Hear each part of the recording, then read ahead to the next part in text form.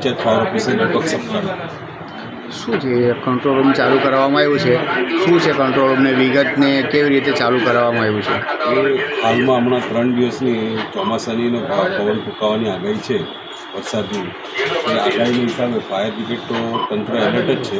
એક emergency control room હમણાં તાત્કાલિકમાં અર્જન્ટમાં ચાલુ કરવામાં આવે છે. 3 દિવસની આગાહીને લઈને તંત્ર કેટલા અલર્ટ છે ને આ સુધી કેટલા કોલ આવ્યો? તંત્ર તો આપણું ફાયર બ્રિગેડ એમ તો 24 કલાક એલર્ટ જ રહી છે. આજ રોજ ગઈકાલ રાતથી લઈને અત્યાર સુધીમાં 17 થી 18 કોલ જેવા ઝાડના કોલ મળે છે. આપણે આ આગાહીને લઈને કેટલા જવાનો અને કેટલા ઓફિસરો તૈયાર છે? ફાયર ટોટલ સ્ટાફ તો એલર્ટ જ છે. કોઈ બહારથી ટીમ બોલાવવામાં આવી છે? ના, અત્યાર સુધી એવી કોઈ પરિસ્થિતિ નથી આવી કે બહારથી ટીમ બોલાવવી પડે.